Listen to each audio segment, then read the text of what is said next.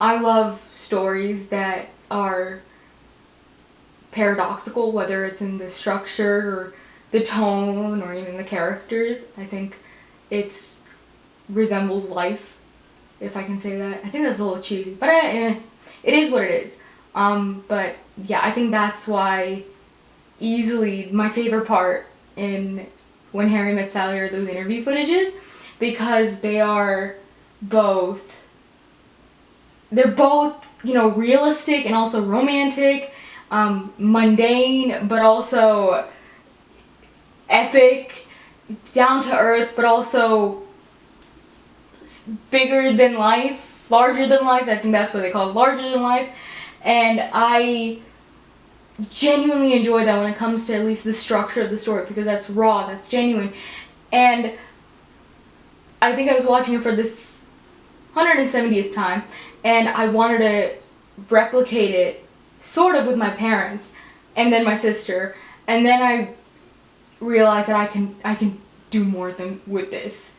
So the idea is to basically pair up my family with different individuals. So my mom and my dad, my sister and me, and then my dad and my sister, and then my mom and me, and my mom and my sister, and so on and so forth, and kind of just ask them and me the same questions, just very simple, vague questions like, who are you, who do you identify in the family, and just kind of like ask questions that lead into stories, because I think that's the one thing, that's one of the many things my family members and I share, is just our ability to just tell stories with all the elements that one needs for a story, and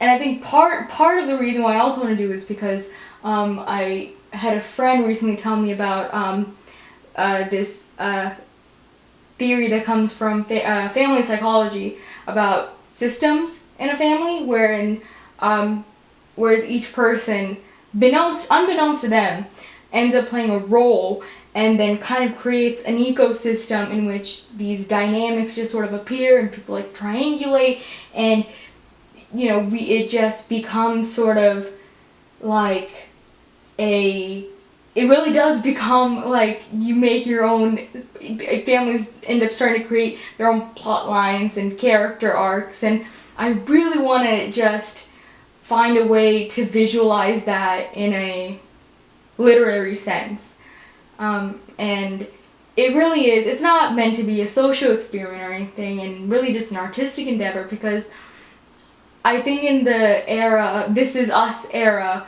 we're going back to our roots. It's not about, like Friends and How I Met Your Mother and Cheers. It's not necessarily about like your squads anymore. Not that, that's not also, a family. That's, the family you make, and they're just as valid. But for me, as much as I try to have my squad, I think my family has always been very integral to my life, and that's pretty much true of a lot of people. And I really do want to sort of explore that dynamic more with my family, because they are, the best case study for me. But I also think that a lot of people who, whatever relationship they have with their family, can identify with the ways in which we communicate with each other, in the ways in which we interact with each other, and also create our own stories, regardless of how literary or creative we think we are.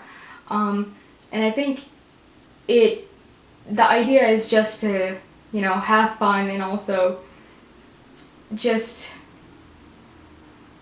see the ways in which we make stories for ourselves, in these very short times, and not just the stories that, people tell you, but show you. So the pauses, the looks, what do they think they can tell people? What do they tell people, despite the fact that maybe it should be kept a secret?